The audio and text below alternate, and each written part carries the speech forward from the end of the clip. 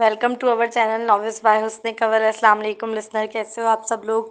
I hope आप लोग सब ठीक होंगे, खैरियत से होंगे, मज़े में होंगे और अपनी लाइफ को एंजॉय कर रहे होंगे। तो जनाब, मैं आप लोग के लिए लेकर आई हूँ हुस्न कंवल का बहुत ही प्यारा नॉवल, बहुत ही ज़बरदस्त नॉवल जो कि मेरे दिल के बहुत करीब है, दिल का रिश्ता। तो आइए हम बग़ैर ताख़ीर के स्टार्ट करते हैं। टीचर सबसे पूछ रही थी कि बड़े होकर क्या बनोगे। जब राहिब से पूछा गया तो उसने खड़े होकर उदास लहजे में कहा, टीचर, जिसकी किस्मत पहले से तय कर दी गई हो वो भला क्या बन सकता है। मैंने तो घर जमाई बनना है। उसका जवाब टीचर और बाकी तमाम स्टूडेंट्स को हैरान कर गया था। क्या मतलब? वो उलझी निगाह से तक रही थी। मुझे अडॉप्ट इसलिए किया गया है, वो 8वीं जमात का तालिब इल्म नहायत रंजीदा अंदाज में गोया हुआ। उसकी बात पर पूरी क्लास हैरान व परेशान थी, क्योंकि वो कोई आम लड़का नहीं था। वो तो खातून अब्रिश मलिक का बेटा था। वो अब्रिश मलिक जिनका कारोबार मुल्क व गैर मुल्क दोनों में फैला हुआ था, जिनके अपने आइलैंड थे, जिनकी जायदाद का हिसाब लगाना मुमकिन ना था। सिला उसकी बात सुन गुस्से से तिलमिला उठी थी। राहिब तुम्हारा फ्यूचर हस्बैंड है? सना हैरत के गोते खा रही थी। वो सिला से सवाल किए बगैर रह ना सकी। नो वे, ये इडियट पागल हो गया है। जब से इसे पता चला है कि मॉम ने इसे अडॉप्ट किया है, मैं सिला अब्रिश मलिक इस यतीम से शादी करूंगी। हो क्या गया है तुम्हारी सोच को? सिला हकारत भरी नजर राहिब पर डालते हुए मगरूर अंदाज में गोया हुई। चलिए जी, अब ट्विस्ट स्टार्ट होता है। मतलब असल स्टोरी अब स्टार्ट होती है 15 साल पहले। तो देखें क्या होता है 15 साल पहले। आइए पढ़ते हैं ताकि हम आप लोगों को भी पता चले 15 साल पहले क्या हुआ था। 15 साल कबल मैं प्रेग्नेंट हूँ और ये बच्चा तुम्हारा है। हानिया के कहते ही नदीम के पसीने छूटे थे। हानिया ने मानो उसके सर पर बम फोड़ा हो। वो खुद भी बहुत परेशान नजर आ रही थी। क्या कहा तुमने अभी? वो बेयकीनी सी कैफियत में आंखें फाड़कर दोबारा इस्तिफसार करने लगा। इससे अपने कानों की समात पर एतबार नहीं हो रहा था। नदीम, मैं प्रेग्नेंट हूँ। इस बार हानिया की आवाज भर आई थी। क्या बकवास कर रही हो? तुम जानती भी हो तुम क्या कह रही हो? इसके होसान खता हुए थे हानिया की बात सुन। वो चेहरे पर आने वाला पसीना साफ करते हुए अपने इर्द गिर्द दीगर स्टूडेंट्स को देखने लगा। वो दोनों इस वक्त यूनी की कैंटीन में मौजूद थे। उसे फौरन ही खौफ लाहक हुआ था कि किसी ने हानिया की बात सुन तो नहीं ली। लेकिन सबको अपनी अपनी मसरूफियात में मगन देख वो दोबारा हानिया की तरफ मतवजा हुआ था। दबी आवाज में दांत पीसते हुए गुस्से से कहने लगा, मैं जानती हूँ मैं क्या कह रही हूँ। मुझे कुछ कुछ समझ नहीं आ रहा। जब से पता चला है मैं पागल सी हो गई हूँ। तुम प्लीज निकाह करो मुझसे, वो भी जल्द से जल्द। वो रूहानसा लहजे में आहिस्तगी से मिन्नती अंदाज में गोया हुई। मैं कैसे मान लूँ, कैसे मान लूँ कि ये मेरा बच्चा है? तुम जैसी लड़कियां ना जाने कितनों के साथ मुंह काला करती हैं। खुदा जाने किसकी गन तुम मेरे सर पर बांध रही हो। मैं तो सिर्फ एक बार वैलेंटाइन डे पर बहका था, और वो भी तुमने खुद मुझे अपनी जानिब राग़िब किया था। इन 3 महीनों में तुमने ना जाने कितनों के साथ अपनी रातें रंगीन की हैं। नदीम एक प्ले बॉय था। वो एक अमीर खानदान से ताल्लुक़ रखता था। उसके वालिद पाकिस्तान के जाने माने एक्टर थे। वो पूरी यूनी में इसी वजह से काफ़ी फेमस था। हानिया जब से यूनी में दाखिल हुई थी तब से नदीम की उस पर निगाह थी। 3 साल तक वो हानिया को अपने मोहब्बत के जाल में फंसाने की कोशिश करता रहा। उसकी मोहब्बत के झूठे दावे हानिया को अपनी जानिब राग़िब करने में कामयाब हो गए थे। वैलेंटाइन डे की रात उसने पूरा एक प्लान खेला था। अपने दोस्तों के साथ मिलकर पार्टी के बहाने वो हानिया को गेस्ट हाउस ले आया था, जहां जोरों शोर से लड़के लड़कियां गानों की बीट पर नाचते हुए नजर आ रहे थे। कुछ ड्रिंक करने में मसरूफ थे, कुछ खाने पीने और कुछ बातों में मगन। लड़कियों के लिबास निहायत ही नाजीबा थे, जिन्हें देखकर हानिया को शर्म महसूस हो रही थी। वो बार बार हॉस्टल जाने की जिद कर रही थी, मगर नदीम ने जबरदस्ती उसे रोक रखा था। वो उसके नापाक इरादों से अनजान सिर्फ उसका दिल रखने के लिए इस पार्टी का हिस्सा बन रही थी। नदीम उसके लिए जूस में नशे की दवा मिलाकर ले आया था। जूस पीते ही उसे सब कुछ धुंधला धुंधला नजर आने लगा। अचानक चक्कर आना शुरू हो गए। वो लड़खड़ाने लगी तो फौरन ही नदीम ने संभाल लिया और उसे रूम में ले गया। हानिया को जब सुबह होश आया तो वो बरहना हालत में बेड पर पड़ी थी। ये देख उसके पाँव से जमीन निकल गई थी। वो तेजी से पास रखी चादर में खुद को लपेट कर अपने कपड़े ढूंढने लगी। ओ, तुम उठ गई? नदीम नहाकर निकला था। इसके चेहरे पर इस कदर इत्मीनानी छाई हुई नजर आई थी जिससे कुछ हुआ ही ना हो, जबकि हानिया की तो पूरी दुनिया ही एक रात में उजड़ गई थी। ये सब क्या है? मैं यहाँ कैसे आई? मेरे कपड़े कहाँ हैं? हर गुजरते लम्हे के साथ वो पागल होती जा रही थी। उसे समझ आ गया था कि कल रात उसकी इज्जत पामाल कर दी गई है। वो तड़प कर चीखते हुए पूछने लगी, अरे अरे, इतना चीख क्यों रही हो? वो रहे तुम्हारे कपड़े, तुमने ही तो फेंके थे। उल्टा मुझे भी। वो कहते कहते सर झटक कर खामोश हो गया था। शट अप, ऐसा हो ही नहीं सकता। क्या किया है कल रात तुमने मेरे साथ? उसके आंसुओं से पूरा चेहरा भीग गया था। मैंने वो मैडम, मैंने कुछ नहीं किया तुम्हारे साथ। उल्टा तुमने किया है। तुमने दावत दी थी मुझे। मैं तो लड़का हूँ, बहक गया। अब मुझ पर मत चीखो, के? और टॉवल को बेड पर वो टॉवल को बेड पर पटक कर गुस्से से कहता हुआ शर्ट पहनने लगा। मुझे कुछ याद नहीं आ रहा। वो अपना सर पकड़ रही थी। उसका ये जुमला सुन नदीम के चेहरे पर शैतानी मुस्कुराहट बिखर आई। आएगा भी नहीं, डोज बहुत हाई था बेबी। अच्छा चलो रोना बंद करो, मैं तुम्हें रोते हुए नहीं देख सकता। तुम तो मेरी जान हो, मोहब्बत से चूर लहजे में कहता हुआ जब वो हानिया के करीब आकर उसके आंसू काफ साफ करने की नीयत से हाथ आगे बढ़ाता है तो वो फौरन उसका हाथ गुस्से से झटक देती है। टच मत करना मुझे, तुमने मुझे नापाक कर दिया है, मुझे गुनहगार बना दिया है। मैं अपने अल्लाह को क्या मुंह दिखाऊंगी और मेरे वालदेन। वो तड़प तड़प कर रोते हुए बोली। उसका कहा जुमला मैं अपने अल्लाह को क्या मुंह दिखाऊंगी नदीम के दिल पर आकर लगा था। एक दो सानियों के लिए वो भी शर्मिंदगी की अथाह गहराइयों में उतर गया। ये पहली बार था जो कोई लड़की उसके सामने इस कदर तड़प रही थी, वरना ये रंगीन रातें उसके लिए नई बात नहीं थी।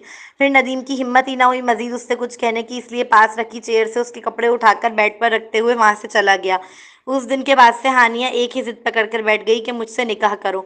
नदीम टाल मटोल से काम लेने लगा। वो 3 महीनों से हानिया को यही दिलासे दे रहा था कि उसके वालिद शूटिंग के सिलसिले में मुल्क से बाहर गए हुए हैं, जैसे ही लौटेंगे वो उनसे हानिया के मुताल्लिक शादी की बात करेगा, धूमधाम से पूरी दुनिया के सामने उसका हाथ थामकर अपनी दुल्हन बनाएगा।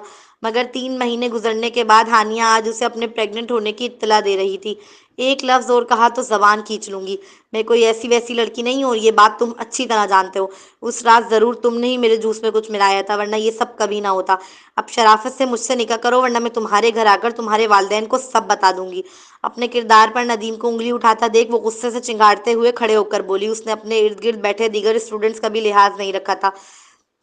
उसके चिंगाड़ते ही सब इन दोनों की जानिब मतवजा हो गए थे। आहिस्ता बोलो, सब देख रहे हैं, अपनी नहीं तो मेरी इज्जत का ख्याल करो। मैं तुम्हारी तरह एक मामूली सी दर्जी का बेटा नहीं हूँ। वो दांत कचकचाते हुए हानिया को गुस्से से देख लहजे में हकारत भरे आहिस्ता से बोला, चलो तुम मेरे साथ। वो सबके सामने उसका बाजू पकड़कर बाहर की जानिब चल दिया। छोड़ो मुझे। वो मुसलसल अपना बाजू छुड़ाने की कोशिश कर रही थी, मगर मुकाबिल की पकड़ काफी मजबूत थी। वो नाजुक सिर्फ तुझसे अपना हाथ न छुड़ा सकी। कहाँ लेकर जा रहे हो, मुझे छोड़ो। वो मुसलसल एहतजाज कर रही थी, मगर नदीम इस नाजुक सिर्फ लड़की के एहतजाज को खातिर में नहीं ला रहा था। उसने अपनी कार में जबरदस्ती उठ से बिठा दिया था। चुप होकर बैठो, वो कार में बिठाते हुए बोला। तुम कहाँ ले जा रहे हो मुझे, मैं कुछ पूछ रही हूँ, जवाब दो। जवाब दो वरना इस कार से कूद जाऊंगी। कूद जाओ, मैं भी यही चाहता हूँ, उसने सर्द लहजे में जवाब दिया। तो हानिया हैरत से उसे देखने लगी। ये कार अब तभी रुकेगी जब तुम मेरी खामोशी से बात सुनोगी, वरना तुम कूद जाओ। बल्कि तुम क्या, मैं खुद भी कूद जाता हूँ। अच्छा है, किससे खत्म हो जाएगा। नदीम के गुस्से से कहते ही वो खामोश हुई थी। नदीम ने कार एक साइड में रोक दी। देखो मेरी जान, हम दोनों गलती कर चुके हैं, हम मजीद गलतियां नहीं कर सकते। इसलिए प्लीज मेरी बात तहम्मुल से सुनो और समझो। मुझे थोड़ा वक्त दो। मैं तो अभी तक अपने डैड से हम दोनों के रिश्ते की बात नहीं कर सका। इस बच्चे की बात कहाँ से कर लूँ। तुम मुझे वक्त तो दो थोड़ा। इस तरह गुस्से से कुछ नहीं होगा सिवाय मामला मजीद खराब होने के, उसने समझाने वाले अंदाज में आंखों में झूठे आंसू भरकर कहा। तो वो मासूम लड़की फिर एक बार इस मक्कार के झांसे में आ गई। तो अब क्या करूं मैं, वो सर पकड़कर लग कर रोते हुए बोली। कुछ मत करो, बस चुप रहो। मैं एक काम करता हूँ, लंदन चला जाता हूँ जहाँ डैड की इस वक्त शूटिंग चल रही है। वहां जाकर उन्हें तुम्हारे और अपने रिश्ते के बारे में बताऊंगा। वो मुझसे बहुत मोहब्बत करते हैं, मुझे यकीन है वो तुम्हें मेरी कातिल कबूल करने के लिए राजी हो जाएंगे। फिर मैं डैड के साथ आकर तुम्हारे घर वालों से रिश्ता मांग लूंगा, सब ठीक हो जाएगा। हम शादी के मजबूत बंधन में बन जाएंगे। फिर मैं अपनी औलाद को अपना नाम दे सकूंगा। हम हंसी खुशी आगे की जिंदगी गुजारेंगे। बस मुझ पर थोड़ा सा एतबार कर लो। नदीम ने उसे एतबार दिलाया था कि सब ठीक हो जाएगा। हानिया के लिए उस पर एतबार करना आसान नहीं था, खास तौर पर तब जब वो एक बार पहले भी इस मकान इंसान पर एतबार करके धोखा खा चुकी थी। मगर इसके अलावा कोई और हल भी तो नजर नहीं आ रहा था। वो एक अंधेरी राह पर चल निकली थी जिस पर रोशनी के आसार दूर दूर तक नजर नहीं आ रहे थे। तुम मुझे धोखा तो नहीं दोगे ना, वो पुरुमीद नजरों से तकते हुए इस्तफसार करने लगी। उसकी आंखों के लरसते हुए आंसू और पुरुमीद नजरें एक लम्हे के लिए नदीम के दिल पर वार कर गए। वो नजरें चुराते हुए इस बात में सर हिलाने लगा। मैं कल ही चला जाता हूँ, तुम फिक्र मत करो, बस सब्र करो। ये हो सकता है मुझे डैड को मनाने में थोड़ा वक्त लग जाए, मगर तुम सब्र से काम लेना, ओके मेरी जान। वो अपना हाथ उसके चेहरे की जानिब बढ़ाते हुए मोहब्बत से चूर लहजे में गोया हुआ। थोड़े वक्त से मुराद, कितना वक्त लगेगा। हानिया ने तेजी से मुकाबिल का हाथ अपने चेहरे को छूने से कबल ही रोक दिया था और आईब्रोज काकर उलझी निगाह से इस्तफसार कर रही थी। 3-4 महीने, 3-4 महीने, वो दोबारा नदीम का कहा जुमला दोहराते हुए एतराजन गोया हुई। हाँ यार, डैड को मनाना आसान नहीं होने वाला। एक तो तुम्हारा बैकग्राउंड, ऊपर से ये बच्चा। वो लबों को सुकेड़ते हुए बोला। याद रखना, मैंने एतबार किया है तुम पर, ये तुम्हारा बच्चा है, इससे गाली बनने से सिर्फ तुम बचा सकते हो। वो जताते हुए कहने लगी। हाँ हाँ बाबा जानता हूँ, वो झिंझलाकर कहता हुआ दोबारा कार स्टार्ट करता है। اگلا سین، 1 ماہ تک ہانیہ سب سے اپنی پریگنینسی چھپاتی رہی، مگر اس کا بڑھتا ہوا وزن اور الٹیوں نے اس کا یہ راز اس کی روم میٹس کے سامنے کھول دیا تھا۔ طبیعت کی خرابی کے سبب وہ یونی کی بھی چھٹیاں کر رہی تھی۔ تم پریگننٹ ہو؟ منیبا نے ڈرتے ڈرتے سوال کیا تھا، اسے الٹی کر کے بیڈ پر نڈھال ہو کر لیٹتا ہوا دیکھ۔ کیا بکواس کر رہی ہو؟ یہ کیسے پریگننٹ ہو سکتی ہے؟ اس کی تو ابھی تک شادی بھی نہیں ہوئی۔ طوبا فوراً ہی منیبا کو ٹوکتے ہوئے ڈپٹنے والے انداز میں بولی، مگر مجھے لگ رہا ہے یہ پریگننٹ ہے، جس طرح اس کی حالت ہے مجھے شک ہونے لگا ہے۔ مبینہ کی بات سن ہانیہ کے ہاتھ پاؤں پھول گئے تھے۔ 1 ماہ گزر چکا تھا مگر ندیم نے پلٹ کر خبر تک نہ لی۔ ایسا کچھ نہیں ہے، ہم اسے 3 سالوں سے جانتے ہیں، سوائے ندیم کے یہ کسی کو گھاس بھی نہیں ڈالتی، اور ندیم 1 مہینے سے غائب ہے، پھر پریگننٹ کیسے ہو جائے گی؟ ماہم بیچ کنورزیشن میں کود کر ہنستے ہوئے مزاحیہ انداز میں گویا ہوئی۔ اس کی بات سن طوبا بھی ہنسنے لگی تھی، جبکہ منیبا کی نگاہ تو پتھر کی بنی ہانیہ پر ٹکی تھی۔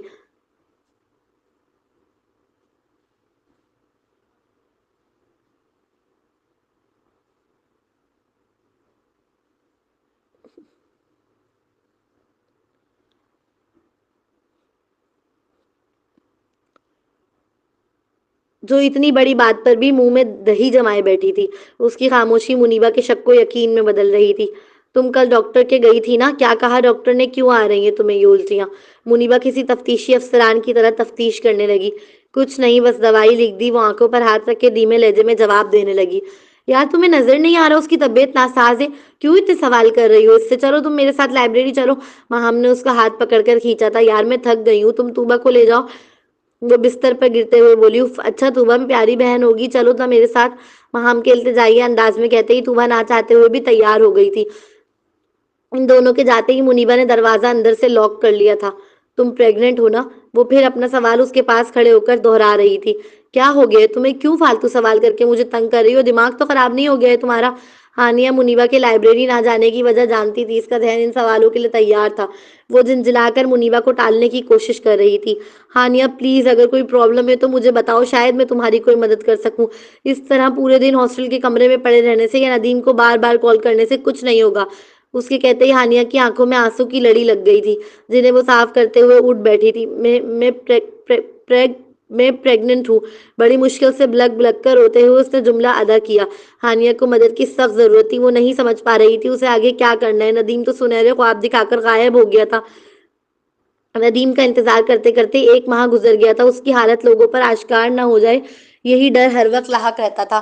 منہ کو تکیے میں چھپا کر رات رات بھر روتی رہتی۔ وہ اپنے ماں باپ کی اکلوتی بیٹی تھی، اس کے والد کوئی امیر کبیر آدمی نہ تھے، وہ تو ایک ٹیلر کی بیٹی تھی۔ دکان سے اتنی آمدنی ہو جاتی تھی کہ گزر بسر آرام سے ہو سکے۔ جب پہلی بار وہ یونی کے دروازے سے داخل ہوئی تھی تو بڑے بڑے خواب آنکھوں میں لیے ہوئے تھی، وہ خواب جو اس کے ساتھ دن رات رہا کرتے تھے، جو اس کی آنکھوں میں بستے تھے، جو ہر لمحہ لبوں پر سجے رہتے تھے۔ ایک بہت بڑی فیشن ڈیزائنر بننے کا خواب، لیکن زندگی اس طرح کے دن بھی دکھائے گی یہ تو اس نے خوابوں میں بھی نہیں سوچا تھا۔ اس نے منیبا کو اپنے ساتھ ہوا پورا واقعہ بیان کر دیا۔ تم بے وقوف، 4 مہینوں سے یہ سب چھپاتی پھر رہی ہو، بجائے اس کے کہ ہم سے اپنی پرابلم شیئر کرتی۔ مجھے تو اسی دن شک ہو گیا تھا جب تم کینٹین میں ندیم پر چیخی تھی۔ اس کے کہتے ہی ہانیہ روتے ہوئے اس کے سینے سے آ لگی۔ ارے میری جان، تو رو مت، تیری کوئی غلطی نہیں ہے، اس کمینے نے جال میں پھنسایا ہے تجھ معصوم کو، وہ تیری سادگی کا فائدہ اٹھا گیا۔ منیبا نے اسے دلاسا دیتے ہوئے کہا، اب میں کیا کروں؟ پہلے تو رونا بند کرو، ہم کل ہی ڈاکٹر کے یہاں جائیں گے اور یہ بچہ گروا دیں گے، تم پریشان نہ ہو۔ منیبا کے کہتے ہی وہ مزید رونا شروع ہوئی۔ یہ اب ممکن نہیں رہا، میں نے ڈاکٹرنی سے بات کی تھی، وہ بلک کر بولی۔ تو پھر؟ اس کی بات سنتے ہی منیبا بھی پریشان ہو گئی تھی۔ اگلا سین، وہ گھر میں داخل ہوئی تو عبید اللہ سامنے ہی غصے میں کھڑا نظر آیا۔ کہاں تھی تم؟ کتنی بار کہا ہے تم سے، مجھے تمہارا یوں راتوں میں گھر آنا بالکل پسند نہیں۔ پھر کیوں سمجھ نہیں آتی تمہیں؟ عبید اللہ کے کہتے ہی ابرش نے ایک ٹھنڈی آہ بھری تھی۔ وہ لاپرواہی سے ایک نظر اسے دیکھتے ہوئے سیڑھیاں چڑھ گئی تھی۔ تم جواب نہ دے کر کیا ثابت کرنا چاہتی ہو؟ وہ بھی تیزی سے سیڑھیاں پھلانگتے ہوئے اوپر آیا تھا۔ دیکھو میں بہت تھک گئی ہوں، مجھ میں تم سے لڑنے کی بالکل بھی ہمت نہیں ہے، تو پلیز کل صبح بات کریں گے۔ ابرش روز روز کے لڑائی جھگڑوں سے تنگ آ چکی تھی۔ مجھے ابھی بات کرنی ہے ابرش، اور تمہیں کرنی پڑے گی، شوہر ہوں میں تمہارا مزاجی خدا، تم اس طرح مجھے اگنور نہیں کر سکتی، سمجھی؟ ابرش کا بازو جھنجھوڑتے ہوئے وہ سخت لہجے میں کہنے لگا۔ اف، کیا مسئلہ ہے تمہارا؟ وہ اپنا بازو چھڑواتے ہوئے جھنجھلا کر استفسار کرنے لگی۔ تم ہو میرا مسئلہ، تم سے کتنی بار کہہ چکا ہوں آفس جانا چھوڑ دو، مگر تمہیں تو میری بات سمجھ ہی نہیں آتی۔ لوگ مجھے تانے دیتے ہیں، کہتے ہیں میں اپنی بیوی کی کمائی کھا رہا ہوں، ایک تو تمہارا باپ، اوپر سے تم۔ میں کتنا بھی کما لوں، کتنی بھی محنت کر لوں، لوگ یہی سمجھتے ہیں کہ میں تمہارے باپ کے ٹکڑوں پر پل رہا ہوں، اور مجھ سے یہ بات برداشت نہیں ہوتی۔ وہ ایک ایک حرف چبا چبا کر ادا کر رہا تھا۔ تو تم کیا چاہتے ہو؟ اپنی فیکٹری چھوڑ دوں؟ سب کچھ چھوڑ چھاڑ کر گھر بیٹھ جاؤں؟ اپنے اتنے سالوں کی محنت صرف تمہارے کچھ شرابی دوستوں کے تانوں کی وجہ سے چھوڑ دوں؟ تو سوری، میں ایسا نہیں کر سکتی۔ شادی کے وقت پر تم نے بابا سے خود کہا تھا کہ تم مجھے کام کرنے سے نہیں روکو گے، پھر اب ہر روز یہ ڈرامہ کیوں؟ ابرش نے بڑی محنت سے اپنی قابلیت پر پرفیوم کی کمپنی کھولی تھی۔ اسے بچپن سے ہی پرفیوم میکنگ کا شوق تھا۔ وہ دیوانی سی تھی خوشبو کے پیچھے۔ ڈرامہ تو تم نے بنا دیا میری عزت کا۔ ہر روز رات کو ایک نئے لڑکے کے ساتھ کار میں بیٹھ کر چلی آ رہی ہوتی ہو، شرم نہیں آتی تمہیں؟ اس کے الفاظ تھے یہ نشتر، پورے وجود میں اس کے الفاظوں کی چبھن محسوس ہوئی تھی ابرش کو۔ ایکسکیوز می، میں لڑکوں کے ساتھ نہیں، اپنی فیکٹری میں کام کرنے والے ورکرز کے ساتھ ہوتی ہوں۔ پہلے تو تم اپنی اس چھوٹی اور کنزرویٹو سوچ کا علاج کرواؤ۔ مجھے نہیں امتا کہ تم اتنی دقیانوسی سوچ کے مالک نکلو گے۔ ابرش اپنے پاکیزہ کردار پر لگے ہوئے تانے سن کر غصے سے بھپر اٹھی تھی۔ تم سے جب میں نے کہا تھا کہ اپنی کمپنیاں اور فیکٹریز میرے نام کر دو، میں سب سنبھال لوں گا، تو تم نے اسی لیے منع کیا ہوگا کیونکہ تمہیں تو باہر کے چٹ مزے لگ گئے ہیں، ہے نا؟ اور اب جب میں سچ بیان کر رہا ہوں تو تمہارے تن بدن میں آگ لگ رہی ہے۔ عبید اللہ ایک نہایت لالچی آدمی تھا۔ اس نے ابرش سے شادی صرف ملک صاحب کی جائیداد کی خاطر کی تھی۔ شادی کے کچھ دن بعد ہی اس نے ابرش پر دباؤ ڈالنا شروع کر دیا کہ وہ ساری جائیداد اس کے نام کر دے اور خود سکون سے گھر بیٹھ جائے۔ جب ابرش نہ مانی تو لڑائی جھگڑے شروع ہو گئے۔ میں اپنی جائیداد تمہارے نام نہیں کرنے والی، چاہے تم کچھ بھی کر لو، اور پلیز اتنا مت گراؤ خود کو میری نظروں میں کہ پھر کبھی اٹھ نہ سکو۔ ابرش نے ایک ایک لفظ چبا چبا کر آنکھوں میں آنکھیں ڈال بے خوف ادا کیا تھا۔ کیا کہا تم نے؟ تم اپنی جائیداد میرے نام نہیں کرو گی؟ ابرش کی بات سنتے ہی اس کے تن بدن میں آگ لگ گئی تھی۔ 3 سال گزر چکے تھے شادی کو، اور اس دوران عبید نے ہر ممکنہ کوشش کی تھی ابرش کو اپنی محبت کے جھوٹے جال میں پھنسا کر اس کی جائیداد اپنے نام کرنے کی، مگر ابرش کوئی عام چڑیا نہیں تھی جسے وہ آرام سے اپنے پنجرے میں قید کر سکے۔ اس کی ہر کوشش ناکام تھی، جس کے سبب وہ دن بدن آپے سے باہر ہوتا جا رہا تھا۔ ہاں، میں نہیں کروں گی۔ یہ میری جائیداد ہے، ابرش ملک کی، اور میں اسے کبھی بھی تم جیسے لالچی مرد کے حوالے نہیں کرنے والی۔ بس ابرش کا اتنا کہنا تھا کہ عبید نے زوردار تماچا اس کے گال پر رسید کیا۔ اس تماچے کی گونج پورے گھر میں گونجی تھی۔ عبید کے تماچے کی شدت نہ برداشت کرتے ہوئے وہ زمین پر گری تھی اور اس کا منہ پاس رکھے گلدستے سے ٹکرا گیا تھا، جس کی وجہ سے ناک اور منہ سے خون نکلنے لگا۔ اس ظالم کا ہاتھ تھا یا پتھر، وہ پوری جان سے کانپ گئی تھی۔ سوری، مجھے غصہ آ گیا تھا یار۔ ابرش کے منہ اور ناک سے خون نکلتا دیکھ وہ فوراً گھبرا گیا تھا۔ اسے اٹھانے تیزی سے آگے بڑھا۔ تم نے مجھ پر ہاتھ اٹھایا؟ وہ بے یقینی سے اپنے گال پر ہاتھ رکھ اسے شکوہ بھری نگاہ سے دیکھتے ہوئے بولی۔ یہ زندگی میں پہلی بار تھا کہ کسی نے اس شہزادی پر ہاتھ اٹھایا تھا۔ سوری یار، پتہ نہیں کیا ہو جاتا ہے، مجھے غصے پر قابو نہیں رکھ پاتا۔ وہ ابرش کو اٹھانے کی نیت سے ہاتھ آگے بڑھاتے ہوئے مصنوعی پچھتاوا چہرے پر سجا کر گویا ہوا، ہاتھ مت لگانا مجھ سے آج تک میرے ڈیڈ نے بلند آواز سے بات نہیں کی، اور تم نے مجھ پر ہاتھ اٹھایا؟ وہ بولتے بولتے بے ہوش ہو گئی تھی۔ اس تھپڑ کا اثر اس کے ذہن نے قبول نہیں کیا تھا۔ آنکھ کھلی تو وہ ہسپتال میں موجود تھی۔ ڈاکٹر نے بتایا کہ ناک پر چوٹ لگنے کے سبب اس کے سونگھنے کی طاقت ضائع ہو گئی ہے، اور ساتھ ساتھ اسے ایک خوشخبری بھی دی کہ وہ امید سے ہے۔ پہلا جملہ سنتے ہی وہ تڑپ اٹھی تھی۔ اسے دنیا کے سب سے بڑے برانڈڈ پرفیوم کی کمپنی کی اونر بننا تھا۔ یہی اس کا ہر لمحے کا خواب تھا، جسے پورا کرنے کے لیے وہ دن رات محنت کرتی تھی۔ لیکن عبید نے ظلم و ستم کی انتہا کی تھی۔ اس مظلوم جان پر اس کے سونگھنے کی طاقت ہی چھین لی تھی۔ وہ اس قدر تڑپ رہی تھی کہ ملک صاحب اور فاطمہ بیگم کا کلیجہ منہ کو آ رہا تھا۔ اپنی جان سے پیاری بیٹی کو یوں تڑپتا ہوا دیکھ ابرش نے عبید اللہ سے خلا کا مطالبہ کر دیا۔ ساتھ ساتھ ملک صاحب نے اسے جیل میں ڈلوا دیا تھا۔ اگلا سین، وہ دن رات اپنے سیل کو اس امید میں تکتی رہتی کہ شاید آج ندیم کی کال آ جائے اور وہ اسے خوشخبری دے کہ اس کے والد مان گئے ہیں اور وہ انہیں لے کر واپس آ رہے ہیں، مگر وقت گزرنے کے ساتھ ساتھ امیدیں دم توڑ رہی تھیں۔ 5واں مہینہ سٹارٹ ہوتے ہی ہانیہ کی طبیعت مزید خراب ہونے لگی۔ اس نے 1 مہینے سے یونی کی شکل نہیں دیکھی تھی، جس وجہ سے اسے یونی کی جانب سے نوٹس مل گیا تھا، جس میں اسے اطلاع دی گئی تھی کہ اگر 75% اس کی حاضری نہ ہوئی کلاس میں تو اسے اس سال ڈگری نہیں دی جائے گی۔ اس نوٹس کی وجہ سے وہ اور زیادہ پریشان رہنے لگی۔ اچھا کھانا پینا نہ ہونے کے سبب وہ دن بدن کمزور بھی ہوتی جا رہی تھی۔ مجھے چکر آ رہے ہیں۔ ہانیہ پانی کا گلاس اٹھا کر ابھی 2 قدم بھی نہ چلی تھی کہ اس کا سر چکرانے لگا اور وہ زمین بوس ہو گئی۔ منیبا اور ماہم تیزی سے اس کی جانب لپکے. تم ٹھیک تو ہو؟ تمہیں ہسپتال لے کر چلیں؟ اس کے چہرے پر پانی کا چھڑکاؤ کیا گیا تو وہ ہوش میں آئی تھی. ماہم اسے دیکھتے ہوئے فکر مند لہجے میں استفسار کر رہی تھی، جس پر منیبا نے صاف انکار کر دیا تھا. ایک بات کہوں، ہو سکے تو گھر چلی جاؤ. اب تمہارا ہاسٹل میں رہنا ٹھیک نہیں، اس سے پہلے تمہارے کردار پر انگلیاں اٹھنا شروع ہوں. ماہم کے کہتے ہی وہ دونوں حیرت سے اس کی جانب دیکھنے لگی. تمہیں پتہ ہے؟ ہانیہ روحانسہ لہجے میں پوچھنے لگی. ہاں، تمہاری حالت چیخ چیخ کر خود بول رہی ہے. مجھے تو ڈر ہے کہیں اوروں کو پتہ نہ چل جائے. اس کے کہتے ہی ہانیہ شرمندگی سے پانی پانی ہو کر بلک بلک کر رونے لگی. میں گندی لڑکی نہیں ہوں، مجھے تو خود نہیں خبر مجھ پر یہ قیامت کیسے ٹوٹ گئی. وہ بلک کر اپنے کردار کی صفائی دینے لگی. چپ ہو، دیواروں کے بھی کان ہوتے ہیں. میں 3 سالوں سے تمہارے ساتھ ہوں، میں جانتی ہوں تم کتنے مضبوط کردار کی مالکن ہو. ضرور اس ندیم نے تمہیں پھنسایا ہے، تبھی تو وہ دم دبا کر بھاگ گیا. تمہیں اس حالت میں مرنے کے لیے اکیلا چھوڑ کر. اس کی آنکھوں میں ندیم کا نام لیتے وقت شدت سے نفرت جھلک رہی تھی. یار، میں اس حالت میں گھر نہیں جا سکتی. میرے والدین جیتے جی مر جائیں گے. پھر تم ہی بتاؤ میں کس منہ سے گھر جاؤں. اس کی غم سے نڈھال حالت دیکھ ماہم اور منیبا کی آنکھوں بھی اشکبار ہو گئی تھی. یہی نتیجہ ہوتا ہے بوائے فرینڈز بنانے کا، طوبا سرد لہجے میں کہتے ہوئے کمرے میں داخل ہوئی تھی. بوائے فرینڈ نہیں تھا وہ میرا، منگنی کی تھی اس نے مجھ سے. کہو تو اس کی پہنائی ہوئی انگوٹھی دکھاؤں؟ شادی کا وعدہ کیا تھا اس نے مجھ سے. طوبا کے الفاظ نشتر کی طرح دل کو چبھے تھے. ہانیہ اپنے وجود میں ہمت جما کر اٹھ بیٹھی تھی. بے وقوف بنا رہا تھا وہ تمہیں، اور تم بن گئی. شادی کا وعدہ کیا تھا، شادی نہیں کی تھی. جو بے غیرتوں کی طرح بن بیاہی ماں بن بیٹھی ہو. طوبا کے سخت الفاظ اس بیچاری مظلوم کا دل چھلنی کر گئے تھے. تم ٹھیک کہہ رہی ہو، سب میری غلطی ہے. مجھے اس کمینے پر اعتبار کر کے پارٹی میں جانا ہی نہیں چاہیے تھا. جانا ہی نہیں چاہیے تھا. نہ میں جاتی، نہ یہ سب ہوتا. وہ تو خود ہر لمحے اپنے وجود کو کوستی، خود کو ملامتیں کرتی، خود کی بے وقوفی پر ماتم کرتی کہ کیوں اس نے ندیم پر اعتبار کیا، کیوں گئی وہ اس کے ساتھ پارٹی میں. طوبا خاموش ہو جاؤ، کوئی سن لے گا.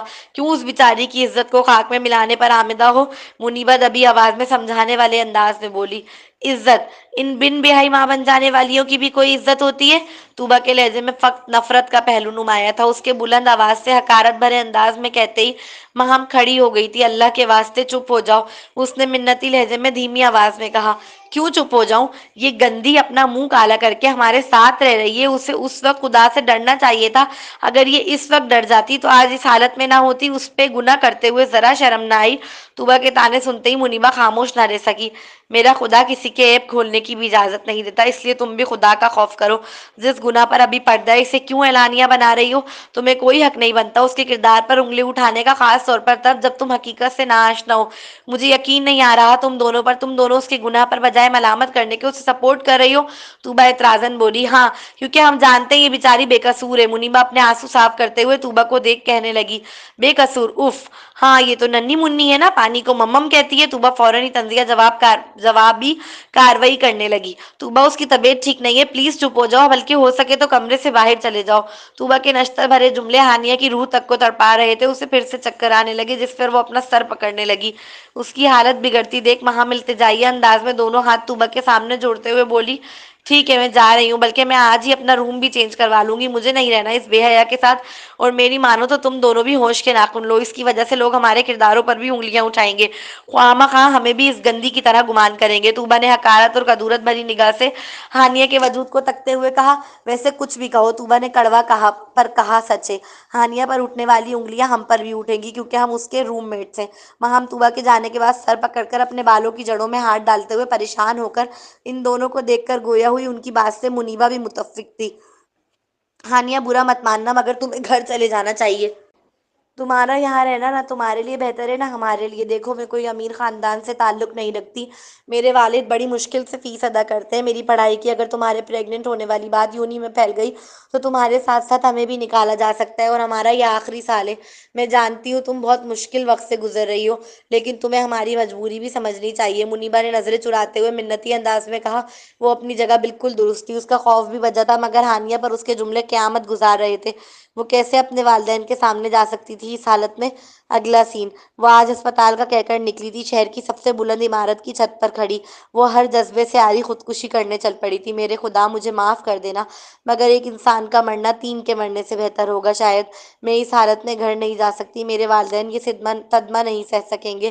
میرے پاس کوئی دوسری پناہ گاہ بھی نہیں. میری ایک بے وقوفی سب تباہ کر چکی ہے. میرے سارے خواب چکنا چور ہو چکے ہیں. میں تیری اور اپنے والدین کی گنہگار ہوں، اس لیے خود کو سزا دے رہی ہوں. مجھ جیسی ناپاک لڑکی کو مر جانا چاہیے. जो बेहया है बकौल तूबा के, इसने खुदा سے معافی مانگ کر آنکھیں بند کر کے چھلانگ لگا دی تھی۔ او شکر ہے خدا کا۔ جس لمحے وہ چھلانگ لگا رہی تھی تبھی وہاں ایک خوبرو نوجوان بوتل کا کین ہاتھ میں پکڑے چھت کے دروازے سے داخل ہوا تھا۔ جب اس نے ہانیہ کو چھلانگ لگاتے دیکھا تو کین ہاتھ سے پھینک کر وہ برق کی پھرتی دکھاتے ہوئے اس کا ہاتھ پکڑنے میں کامیاب ہوا تھا۔ ہاتھ پکڑ کر اپنی جانب پوری جان سے کھینچا تھا اس نے، جس کے نتیجے میں وہ نازک سی لڑکی اس لڑکے پر آ کر گری۔ اگلے لمحے وہ لڑکا زمین بوس تھا اور ہانیہ اس کے سینے پر بے جان گڑیا کی طرح پڑی تھی۔ اس خوبرو نوجوان نے خدا کا شکر ادا کیا تھا۔ پاگل ہو تم؟ دماغ خراب ہے تمہارا؟ عقل سے پیدل لڑکی، یہ کوئی سوئمنگ پول نظر آتا ہے تمہیں جو اتنے مزے سے چھلانگ لگا رہی تھی؟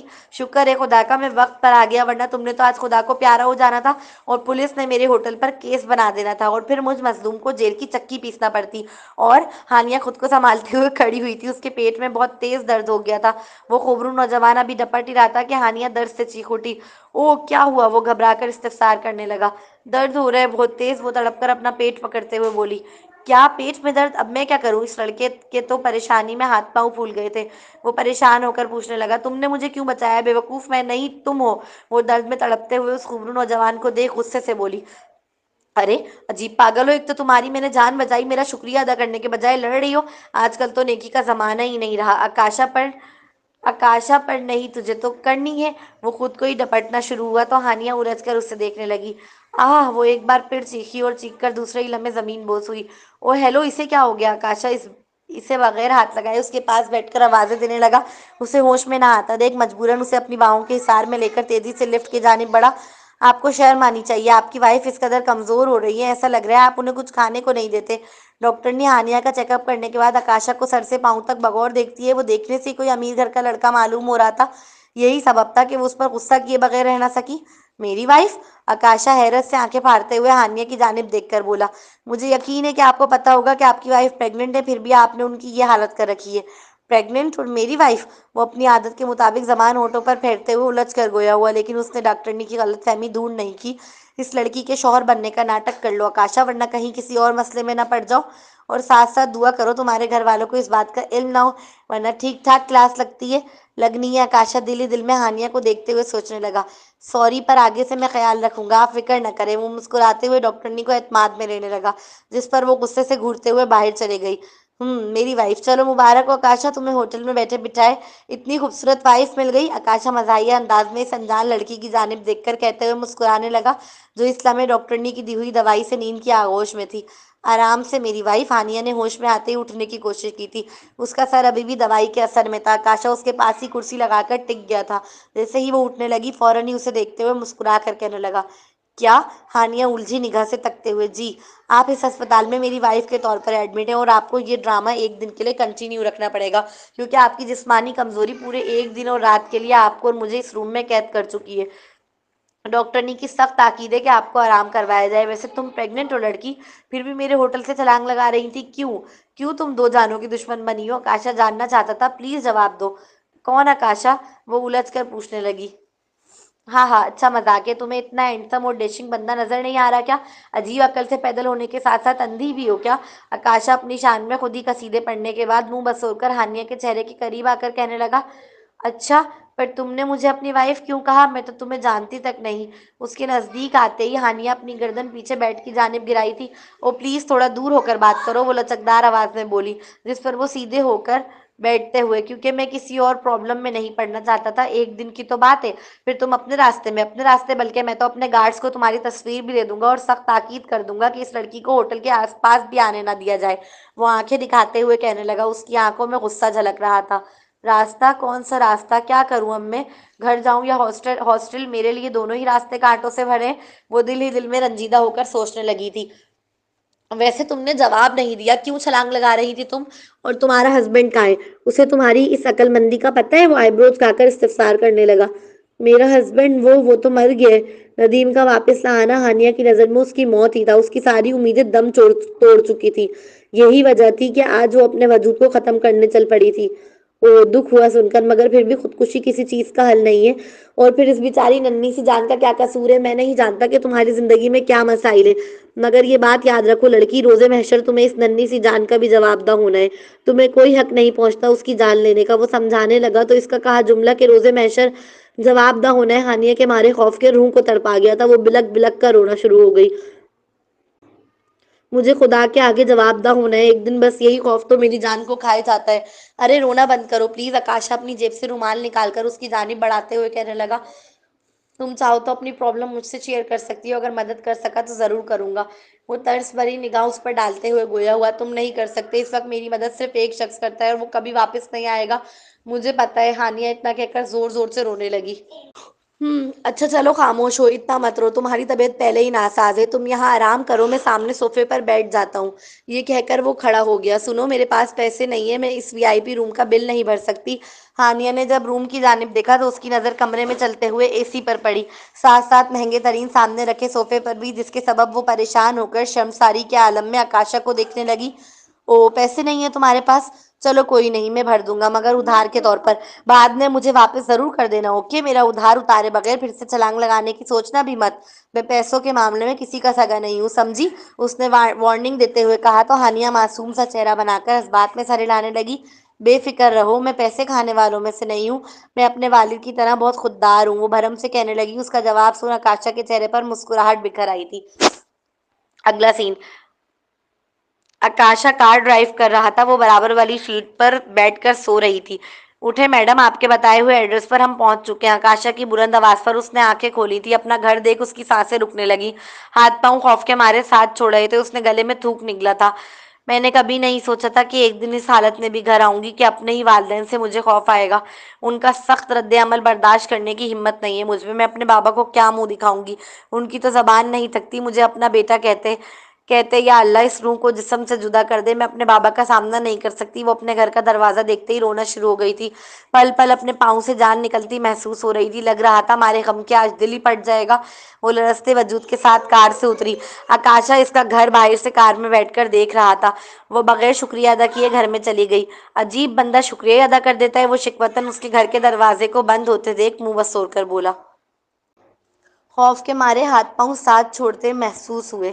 آج پہلی بار زندگی میں اپنی امی جان کو دیکھنے سے پہلے خوشی کی جگہ خوف لاحق تھا، مگر یہ دل بڑی عجیب شے ہے، جیسے ہی اپنی امی کو مسکراتے ہوئے اپنا ویلکم کرتے دیکھا، تڑپ اٹھا، دل چاہا انہیں ابھی کے ابھی سب بتا دے اور ان کے دوپٹے کے آنچل سے لپٹ کر خود کو چھپا لے۔ وہ بلک کر روتی ہوئی امی امی پکارتے ہوئے ان کے سینے سے آ لگی۔ کیا ہوا میری بچی، اتنا رو کیوں رہی ہے، سب خیریت تو ہے نا؟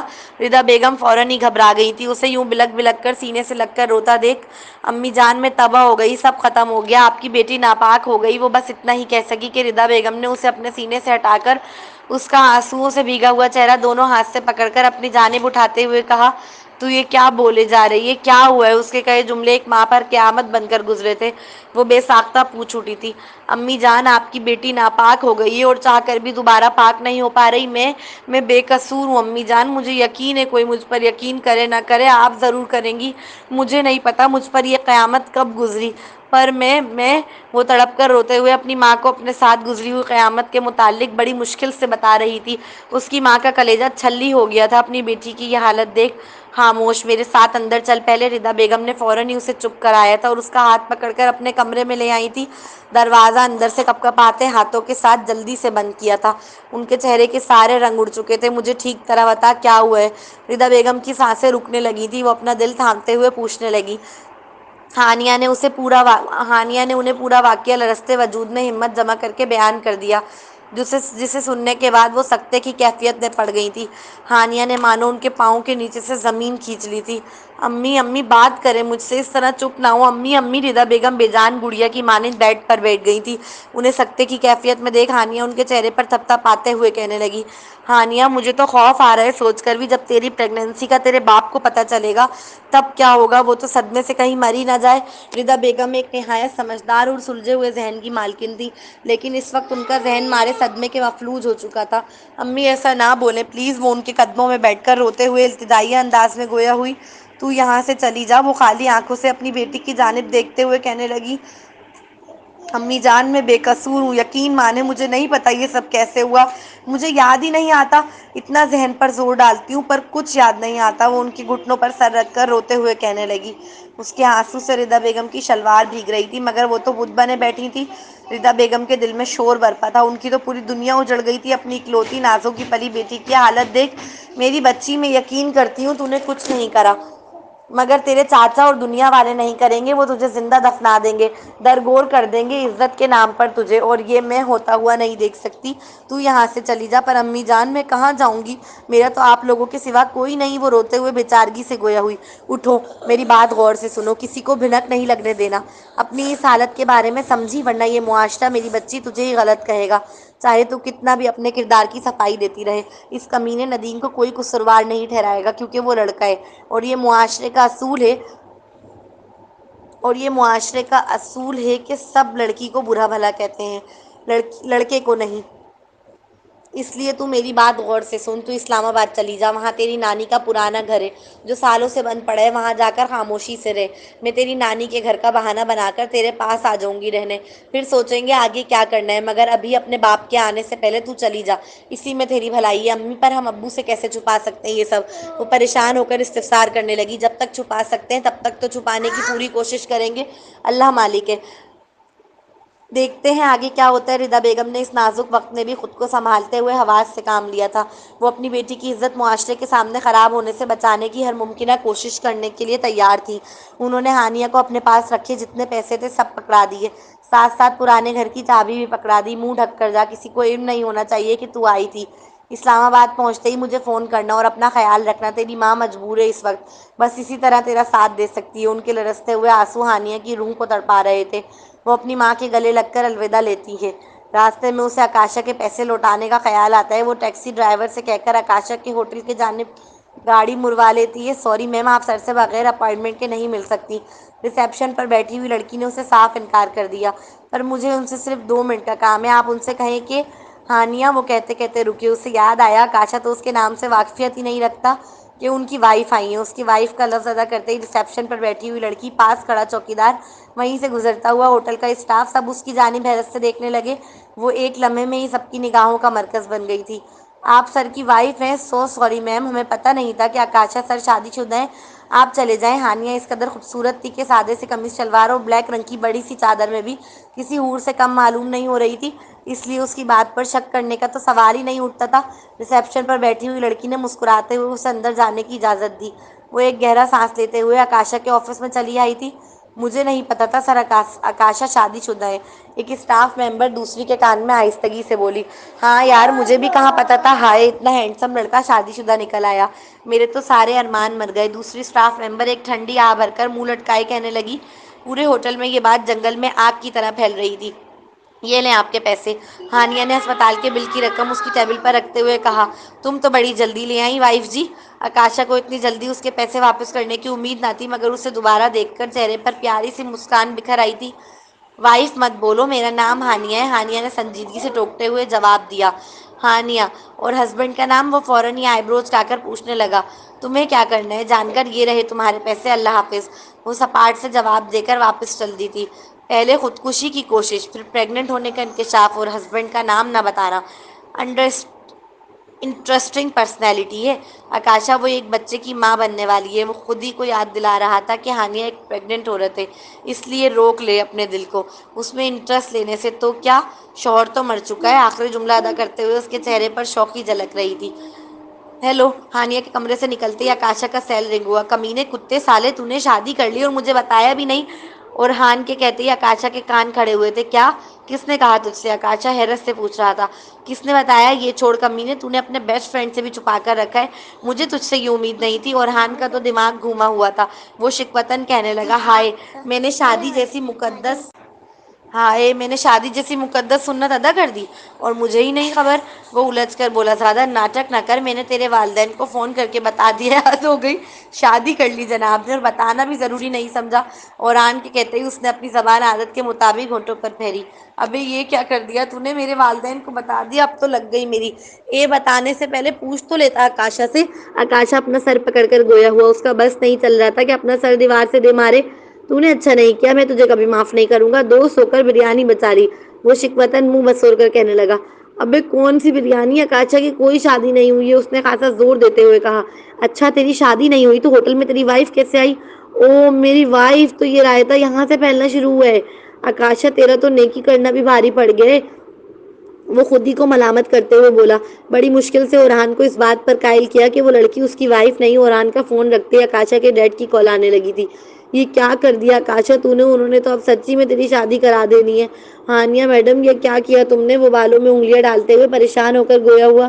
ہانیہ بیچارے آکاشا کی پوری زندگی کو اپنے ارد گرد گھما کر گویا کہ ہلا کر، آکاشا کی زبان میں کہوں تو رائتا پھیلا کر غائب ہو گئی تھی۔ وہ تھک گیا تھا اپنے والدین کو سمجھا سمجھا کر کہ وہ اس لڑکی کو جانتا تک نہیں ہے، وہ صرف اس کی مدد کر رہا تھا، مگر اس کے والدین ہانیہ یعنی اپنی بہو سے ملنے کی رٹ لگائے بیٹھے تھے۔ تم آخر ہماری بہو سے ہمیں کیوں نہیں ملوا رہے؟ اس کی والدہ کا گھر آتے ہی ہر روز کی طرح ایک ہی سوال تھا۔ اف سانس تو لینے دے بندے کو، وہ صوفے پر گرتے ہوئے تھکن سے چور لہجے میں کہنے لگا۔ اگر وہ الگ رہنا چاہتی ہے تو بے شک رہے، پر کم از کم ہم سے ملوا تو دو۔ ذلِ بیگم اس کے پاس آ کر لچکدار انداز میں گویا ہوئی۔ ارے میری ماں کتنی بار کہوں، وہ تمہاری بہو نہیں ہے، جب آکاشا کی اس سے شادی ہو جائے گی تب بنے گی وہ تمہاری بہو۔ وہ جھنجھلا کر کہتا ہوا کھڑا ہو گیا تھا۔ اگر تمہاری بیوی نہیں ہے وہ تو پھر اس نے خود کو تمہاری وائف کیوں بتایا تھا؟ عشا نے خود اپنی آنکھوں سے دیکھا ہے تمہیں اسپتال میں تمہاری وائف کے ساتھ، تم کیوں کر رہے ہو ہمارے ساتھ ایسا؟ کیوں نہیں ملاتے ہماری بہو سے ہمیں؟ اللہ یہ عشا خالہ ہمیں غلط مقام پر پائی جاتی ہیں، ہمیشہ غلط مقام پر پائی جاتی ہیں۔ ارے میری ماں، آکاشا کیوں چھپائے گا؟ وہ میری وائف نہیں ہے، کتنی بار کہوں، کہو گی تو پیپر پر لکھ کر دے دوں گا۔ وہ اپنی والدہ کے آگے تھکے تھکے انداز میں کہہ کر سیڑھیاں چڑھنے لگا۔ تو پھر ٹھیک ہے، تم شادی کر کے یہ قصہ ختم کر دو۔ ان کی بات سن قدم خود بخود رکے تھے۔ ایک دو لمحے کے لیے پورے لاؤنج میں خاموشی چھا گئی تھی۔ شادی کا نام سنتے ہی اس کی آنکھوں کے آگے ہانیہ کا خوبصورت سراپا لہرایا تھا۔ شادی نہیں، ابھی میرا کوئی ارادہ نہیں۔ آپ چھوٹی کی کرا دیں، اچھا ہے گھر میں کچھ رونق لگ جائے گی۔ وہ مسکرا کر انکار کرتے ہوئے اپنے کمرے کی جانب بڑھ گیا تھا۔ آکاشا نے ہانیہ کو ڈھونڈنے کی بھی بہت کوشش کی۔ اس چکر میں وہ ایک دو بار ہانیہ کے گھر بھی گیا، لیکن اس کی والدہ نے صاف انکار کر دیا کہ وہ کسی ہانیہ کو نہیں جانتی اور وہ دوبارہ یہاں نہ آئے۔ اگلا سین، اس کا پورا کمرہ خوشبو سے مہک رہا تھا، اس کے باوجود وہ دیوانوں کی طرح خود پر پرفیوم چھڑکے جا رہی تھی۔ اس نے تقریباً شوکیس پر سجے سارے ہی پرفیومز خود پر لگا لیے تھے، اس کے باوجود اسے ذرا بھی خوشبو محسوس نہیں ہو رہی تھی۔ اللہ! ایک زوردار چیخ ہوا میں بلند ہوئی تھی ابرش کی۔ وہ تڑپ رہی تھی، مچل رہی تھی، اپنی بے بسی پر ماتم کر رہی تھی۔ اس نے غصے میں آ کر سارے پرفیومز پر ہاتھ مار کر انہیں شوکیس سے نیچے پھینک دیا۔ فاطمہ بیگم شور سن کر تیزی سے اس کے کمرے کی جانب آئی۔ سنبھالو خود کو، کب تک ایسے روتی رہو گی؟ تمہارا اس طرح رونا بچے کی صحت پر بھی اثر انداز ہوگا، تم اپنے ساتھ ساتھ اسے بھی اذیت دے رہی ہو۔ فاطمہ بیگم جب کمرے میں داخل ہوئی تو ابرش کو زمین پر بیٹھ کر روتا ہوا پایا۔ اسے کندھوں سے پکڑ کر اوپر کی جانب اٹھایا، اس کے بازو جھنجھوڑتے ہوئے اسے احساس دلانے لگی کہ اب وہ اکیلی نہیں ہے، اس کے ساتھ ایک ننھی سی جان بھی وابستہ ہے۔ بہت غلط فیصلہ کیا تھا ڈیڈ اور آپ نے مل کر، وہ عبید کبھی میرے قابل تھا ہی نہیں۔ وہ روتے ہوئے کہنے لگی، بیٹا یہ تمہاری قسمت میں لکھا تھا، ہم کیا کر سکتے ہیں؟ فاطمہ بیگم لاچارگی سے گویا ہوئی۔ کتنی آسانی سے سارا بوجھ قسمت پر ڈال دیا آپ نے۔ اگر میں نے لو میرج کی ہوتی اور تب یہ سب میرے ساتھ ہوتا جو اب ہو رہا ہے، کیا تب بھی آپ یہی کہتی؟ نہیں، تب آپ کہتی تم نے پسند کیا تھا، یہ تمہاری غلطی ہے۔ تو پھر اب آپ کیوں سارا الزام قسمت پر ڈال رہی ہیں؟ کیوں نہیں مانتی کہ آپ اور ڈیڈ غلط تھے؟ اگر زندگی مجھے گزارنی تھی تو مجھے انتخاب کیوں نہیں کرنے دیا؟ کیوں؟ آخر کیوں؟ جب ایک معمولی سی سینڈل بھی آپ کہتی ہیں کہ اپنی پسند کی لو کیونکہ تمہیں استعمال کرنا ہے، تو یہ تو میری پوری زندگی کا سوال تھا۔ آپ لوگوں نے بغیر میری مرضی کے کیسے فیصلہ کر لیا؟ کیسے؟ وہ بلک بلک کر روتے ہوئے استفسار کر رہی تھی۔ ویسے پتہ ہے یہ پوائنٹ کی بات ہے کہ ہم مطلب بہت زیادہ بھی پیسہ ہو، تب کچھ ہو، تب بھی نا ماں باپ سب اپنی بیٹی کی ہر پسند پوچھ رہے ہوتے ہیں، لیکن جب شادی کی بات آتی ہے اپنی مرضی سے رشتہ طے کر دیتے ہیں اور بتا دیتے ہیں۔ پتہ نہیں ہمارے معاشرے میں ایسا کیوں ہوتا ہے۔ اور اگر لڑکیاں اپنی پسند بتا دیں یا لڑکے بھی اپنی پسند بتائیں گھر میں، تو ان کی پسند سن کے اس طرح سے ریئیکٹ کیا جاتا ہے جیسے انہوں نے کچھ انہونی بات کر لی ہو۔ بھائی اسلام میں خود ہے کہ جب نبی کریم صلی اللہ علیہ وآلہ وسلم سے حضرت علی نے فاطمہ رضی اللہ تعالیٰ عنہ کا رشتہ مانگا تو حضرت فاطمہ کے رشتے کی جواب ہمارے نبی نے نہیں دیا۔ وہ مسجد سے گھر گئے اور انہوں نے جا کے حضرت فاطمہ سے سوال پوچھا کہ فاطمہ، علی کا تمہارے لیے رشتہ آیا ہے، ہاں کر دوں؟ اس طرح سے آپ نے ان کی اجازت لی، پھر اس کے بعد آپ نے ہاں کی، جبکہ اللہ کی طرف سے انہیں پہلے ہی اجازت ملی ہوئی تھی نبی کو کہ انہیں حضرت بی بی فاطمہ کی شادی حضرت علی سے ہی کرنی ہے۔ ہمارے نبی کو پہلے سے پتا تھا، لیکن پھر بھی انہوں نے اپنی بیٹی سے پوچھا۔ تو بھائی سنت ہے، اپنی بیٹیوں سے پوچھو۔ شریعت میں یہ چیز ہے کہ اپنی بیٹیوں کی اجازت کے بغیر ان کی شادی نہ کی جائے، ان سے پوچھا جائے، ان کی رائے لی جائے، اور ان کو دکھا دیا جائے، لڑکا لڑکی کو ایک دوسرے کو سامنے دکھا دیا جائے۔ کل کو یہ نہ ہو کہ لڑکے کو لڑکی پسند نہ آئے اور لڑکی کو لڑکا پسند نہ آئے اور اس وجہ سے ان کا گھر خراب ہو۔ تو اس سے بہتر ہے کہ آمنے سامنے بٹھا کے انہیں دکھا دیا جائے۔ چلے آگے شروع کرتے ہیں۔ فاطمہ بیگم کو اس وقت اسے اکیلا چھوڑ دینا ہی بہتر لگا۔ اگلا سین، دن رات وہ بے سستی پڑی رہتی، اب تو اس کی آنکھیں بھی سوکھ گئی تھی رو رو کر۔ رضا بیگم نے اپنی چھوٹی بہن کو بھیج دیا تھا ہانیہ کے ساتھ رہنے کے لیے۔ وہ دن بہ دن کمزور سے کمزور تر ہوتی جا رہی تھی۔ اس بیچاری مظلوم لڑکی کو نہ دن کی خبر تھی نہ رات کی۔ جائے نماز پر اکثر گھنٹوں بیٹھ کر بس ایک ہی دعا کرتی رہتی کہ اسے موت آ جائے اور اس گناہ بھری زندگی کا اختتام ہو۔ ہر روز ایک بار ندیم کو ضرور کال کرتی۔ اس کے دل میں ابھی کہیں نہ کہیں ایک ہلکی سی آس موجود تھی کہ شاید ندیم آ جائے اور اس بچے کو اپنا نام دے دے، معاشرے میں اسے گالی بننے سے بچا لے، اور سب سے بڑھ کر اسے بچا لے اس لمحہ لمحہ اذیت بھری زندگی سے۔ اس کی خالہ کو بہت ترس آتا تھا اس کی غم سے نڈال حالت دیکھ، مگر وہ دل برداشتہ لڑکی خود پر ذرا ترس نہ کھاتی۔ کبھی کبھی بیٹھے بیٹھے روتے ہوئے اپنے پیٹ پر ہاتھ رکھ کر دعا کرنے لگتی کہ اسے موت آ جائے یا یہ پیدا ہوتے ہی مر جائے، ورنہ معاشرہ اسے نہیں جینے دے گا۔ جبکہ اس بیچاری ننھی سی جان کی تو کوئی خطا بھی نہیں، غلطی اس دھوکے باز ندیم اور میری ہے تو سزا بھی ہمیں ملے۔ اس ننھی سی جان کو نہیں، دن ایسے ہی سوز و گداز میں گزر جاتے، یہاں تک کہ 2 مہینے بعد جب بچہ صرف 7 ماہ کا ہوا تھا اس کی ولادت ہو گئی۔ آس پاس کے لوگوں کو اس کی خالہ نے یہی بتایا تھا کہ ہانیہ ایک بیوہ ہے۔ امی جان کہاں لے جا رہی ہیں اسے؟ اپنا بیٹا دیکھتے ہی اس نے رونا شروع کر دیا تھا۔ اس کی خالہ نے ہسپتال میں بچے کے باپ کا نام ندیم ہی لکھوایا تھا۔ وہ دونوں رات کی تاریکی میں ہی نادیہ کو بچہ سمیت گھر لے آئی تھی۔ جب وہ ننھا سا بچہ سو رہا تھا تو رضا بیگم نے اسے گود میں بھر لیا اور خود کالی چادر میں منہ ڈھانپ کر باہر کی جانب چل دی۔ اسی لمحے ہانیہ کی آنکھ کھل گئی۔ وہ اپنی ماں کو بچہ لے جاتا دیکھ پریشان ہو کر استفسار کرنے لگی، تم سو جاؤ اور آج سے سمجھ لو تمہارا کوئی بچہ ہوا ہی نہیں۔ وہ انتہائی سخت الفاظ اتنی آسانی سے ادا کر گئی کہ ہانیہ حیرت سے ان کا چہرہ تکنے لگی۔ یہ کیا بول رہی ہیں آپ امی جان؟ میرا بیٹا واپس دیں، اس ننھی سی جان پر رحم کریں۔ وہ فوراً اٹھ کر بیٹھتے ہوئے احتجاج بلند کرنے لگی۔ اس کی خالہ بھی کمرے میں آ گئی تھی اس کا احتجاج سن۔ پاگل مت بنو ہانیہ، یہ تمہارا بیٹا نہیں ہے، یہ اس کمینے دھوکے باز ندیم کا بیٹا ہے، اس کا گناہ ہے یہ۔ تم بھلا کیوں اسے پالنے لگی؟ اس کی خالہ سمجھانے والے انداز میں کہہ کر اس کے سر پر ہاتھ رکھ کر حوصلہ دینے لگی۔